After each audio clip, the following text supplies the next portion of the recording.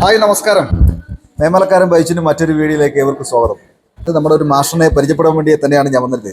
അപ്പം ഏലപ്പാറ ബ്രാഞ്ച് ഞാനാണ് ഹാൻഡിൽ ചെയ്യുന്നത്. പിന്നെ നമ്മൾ മെയിനായിട്ടും ഞങ്ങളൊരു മാഷുണ്ട്, ഞാൻ പരിചയപ്പെടുത്തരാം. മാഷിൻ്റെ കയ്യിൽ നിന്നാണ് ഞാൻ ക്ലാസ് എടുക്കുന്നത്. അപ്പം പുള്ളി ഒന്ന് പരിചയപ്പെടുത്താം.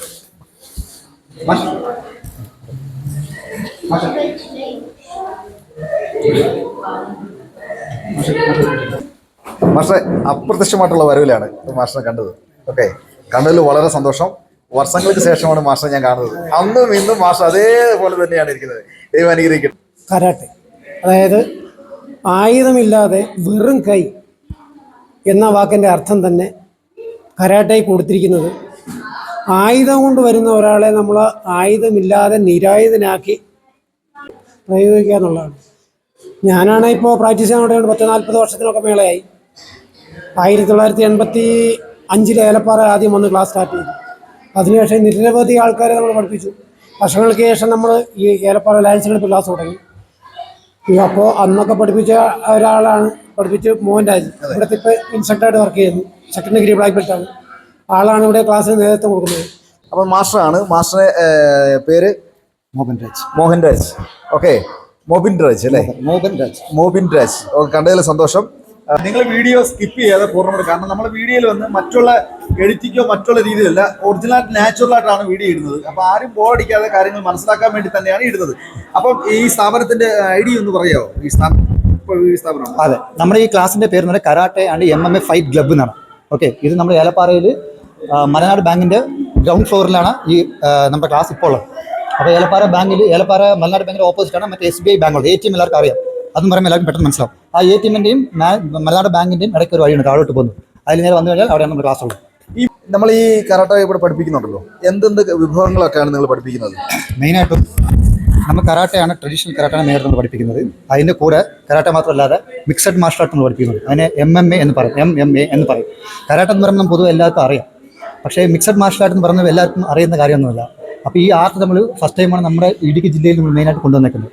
അപ്പോൾ ഈ MMA എന്ന് പറയുമ്പോൾ അതിനകത്ത് നമ്മൾ പഠിപ്പിക്കുന്നതെന്ന് വെച്ചാൽ ബോക്സിംഗ് വരും, കിക്ക് ബോക്സിംഗ് വരും, പിന്നെ റെസ്ലിംഗ് വരും, പിന്നെ ഗ്രാബ്ലിംഗ് എന്ന് പറയും. ഗ്രാബ്ലിംഗ് പറഞ്ഞാൽ ഗ്രൗണ്ട് ഫൈറ്റ്, ഗ്രൗണ്ടിൽ കിടന്നുള്ള ഫൈറ്റ്, പിന്നെ നോർമൽ സെൽഫ് ഡിഫൻസ്, ഇങ്ങനത്തെ കാര്യങ്ങളൊക്കെയാണ് നമ്മൾ MMA മെയിനായിട്ട് പഠിപ്പിക്കുന്നത്.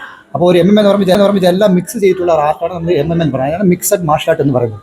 കരാട്ട എന്ന് പറയുമ്പോൾ വേറെ, നമ്മൾ കരാട്ട സെപ്പറേറ്റ് നമ്മൾ പഠിപ്പിക്കുന്നുണ്ട്. അതിൻ്റെ കൂടെ ഈ MMA അത് പേര് നിർത്തുന്നുണ്ട്, തന്നെ ഉണ്ട് മിക്സഡ് മാർഷൽ ആർട്ട് എന്ന് പറയും. അപ്പോൾ എല്ലാ ആർട്ടുകളും മിക്സ് ചെയ്തിട്ട് പഠിപ്പിക്കുന്ന ഒരു ആർട്ടാണ് MMA എന്ന് പറയുന്നത്. അപ്പം ഇത് മെയിനായിട്ടും പഠിക്കുന്നതുകൊണ്ട് പിള്ളേർക്കുള്ള ഗുണങ്ങൾ, പിള്ളേർന്നല്ല എല്ലാവർക്കും കാര്യമെന്ന് പറയുന്നത്. ഇതിന് പ്രത്യേകിച്ച് ഏജ് ഉണ്ടോ? അല്ലെങ്കിൽ ഏജ് കാറ്റഗറി എന്ന് പറഞ്ഞ സാധനം ഇല്ല. പക്ഷേ കുഞ്ഞു പിള്ളേർന്ന് പറയുമ്പോൾ നമ്മൾ 4 വയസ്സ് മുതൽ അങ്ങോട്ടുള്ള പിള്ളേർക്ക് പഠിക്കും. കാരണം അവർ പറയുന്ന കാര്യങ്ങളൊക്കെ മനസ്സിലാകുന്നുണ്ടെങ്കിൽ നമുക്ക് 4 വയസ്സ് എബോവുള്ള പിള്ളേരെ നമുക്ക് എല്ലാവരും പഠിപ്പിക്കും. ആർക്ക് വേണമെങ്കിൽ പ്രാക്ടീസ് ആണ്. അതിൻ്റെ ഏജ് എന്ന് പറഞ്ഞ ഒരു തടസ്സം ഇല്ല മെയിനായിട്ട്.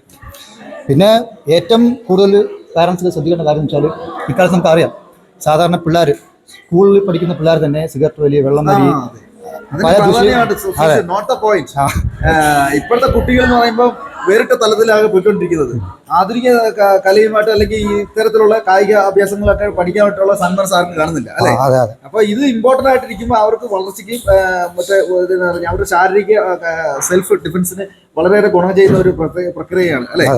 അപ്പോൾ ഇത് നമ്മൾ പ്രാക്ടീസ് ചെയ്യുന്നതിലൂടെ പിള്ളേർക്ക് നല്ല ഫോക്കസാണ് കിട്ടുന്നത്. ഫോക്കസും സ്റ്റാമിന, അതുപോലെ കോൺസെൻട്രേഷൻ പവർ, ഇതൊക്കെയല്ലേ മെയിൻ. എല്ലാ പാരൻസ് വിചാരിക്കുന്നത് സ്കൂളിൽ ഇപ്പോൾ പിള്ളേർ പഠിക്കണം, എല്ലാ സബ്ജക്റ്റിനും A ഗ്രേഡ് മേടിക്കണം, ഇങ്ങനെയൊക്കെയാണ് ആലോചിക്കുന്നത്. പക്ഷേ A ഗ്രേഡ് മേടിക്കണം, അതൊക്കെ ആവശ്യമുള്ളത് തന്നെയാണ്. പക്ഷേ അതുപോലെ തന്നെ ഇവർക്ക് ചിന്തിക്കാനുള്ള കഴിവ്, സ്വയമേ ചിന്തിക്കാനുള്ള കഴിവ്, എന്ത് വേണം എന്ത് വേണ്ട എന്ന് പറഞ്ഞ് ചിന്തിക്കാനുള്ള കഴിവ് ഉണ്ടാവണമെന്നുണ്ടെങ്കിൽ ഇതുപോലെ മാർഷൽ ആർട്ട് അവർ പ്രാക്ടീസ് ചെയ്യണം അവരുടെ ലൈഫിൽ. മാർഷൽ ആർട്ട് എന്ന് പറഞ്ഞത് കരാട്ടെ, കുൻഫു, കളരി, ഇതെല്ലാം മിക്സ് ചെയ്തിട്ട് ഒരു മാർഷൽ ആർട്ട് എന്ന് അതിന് കോമൺ ആയിട്ട് പറയും.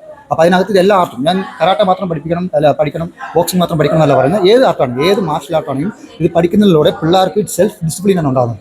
മറ്റുള്ളവർക്ക് എങ്ങനെ ബിഹേവ് ചെയ്യണം, എങ്ങനെ സംസാരിക്കണം, മനസ്സിലായി. പിന്നെ ഒരു കേസറുണ്ട്, നമ്മുടെ ഈ ശ്വാസമുട്ടലുള്ളൂ കുഞ്ഞു കുട്ടികൾ. അപ്പോൾ കുഞ്ഞു കുട്ടികൾക്ക് ശ്വാസമുട്ടലുള്ളവർക്ക് ഇങ്ങനെ വരുമ്പോൾ അവർക്ക് ഭയങ്കര അന്വേഷണം ഉണ്ടാകുമോ? അല്ലെങ്കിൽ അത് ഏറ്റവും, അതായത് ഈ മാർഷൽ ആർട്ട് എന്ന് പറയുന്ന ഒരു സൈഡ് ഇതിൻ്റെ മെഡിസിൻ നമ്മൾ പറയും, മനസ്സിലായി. അപ്പോൾ ഈ ഇങ്ങനെ ശ്വാസമുട്ടൽ ഇങ്ങനെയുള്ള പ്രശ്നങ്ങൾക്കുള്ള പിള്ളേർക്ക് നമുക്ക് അതിന് രീതിയിലുള്ള പ്രാക്ടീസ് നമുക്ക് കൊടുക്കും. ബ്രീത്തിങ് വർക്കൗട്ട്, ഇങ്ങനത്തെ കാര്യങ്ങളൊക്കെ നമുക്ക് കൊടുക്കും. അത് കുറച്ചായിട്ട് നമ്മൾ കൊടുത്ത് അവർ ഡെവലപ്പ് ചെയ്തെടുക്കും. അപ്പോൾ അവർക്ക് നല്ല ഒരു 1 ഇയർ കഴിയുമ്പോൾ അവർക്ക് നല്ല മാറ്റങ്ങൾ ഉണ്ടാകും. കാരണം അതിന്റെ തടസ്സങ്ങൾ ഇപ്പോൾ ഒത്തിരി പേരുണ്ട്.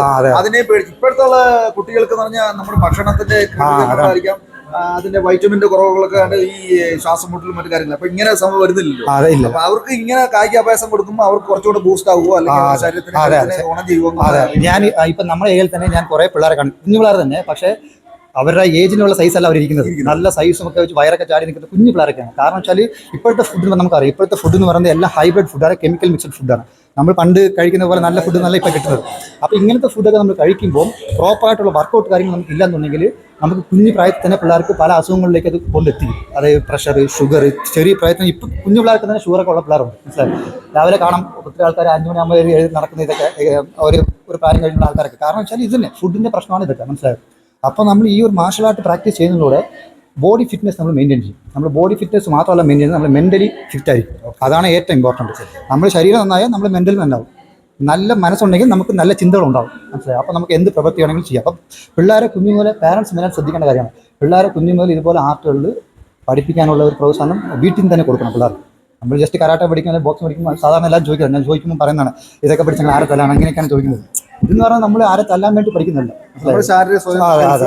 സെൽഫ് ഡിഫൻസ് ഉണ്ട്, എന്തായാലും ഉണ്ട്. നമ്മളൊരു സിറ്റുവേഷൻ പെട്ടെന്ന് നമുക്ക് എവിടെയെങ്കിലും പോയി, രാത്രിയിൽ എവിടെയെങ്കിലും പോയി പെട്ടെന്ന് സിറ്റുവേഷൻ ഉണ്ടായി, അത് ഫേസ് ചെയ്യാനുള്ള ധൈര്യം നമുക്ക് ആദ്യം വേണ്ട.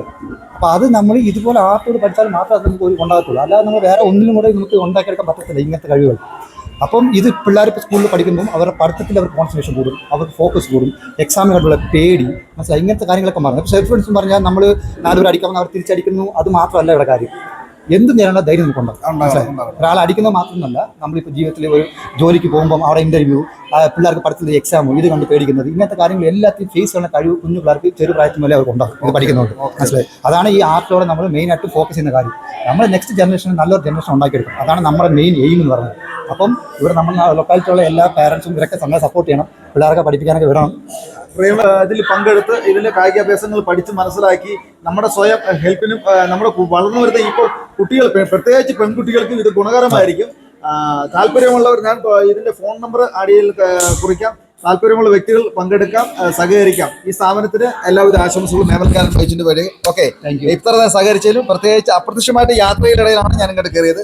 കണ്ടതിൽ സന്തോഷം. നിങ്ങൾക്ക് എല്ലാവിധ അഭിനന്ദനങ്ങളും ആശംസകളും, പ്രത്യേകിച്ച് പുതുവത്സര ആശംസകളും. ഓക്കെ.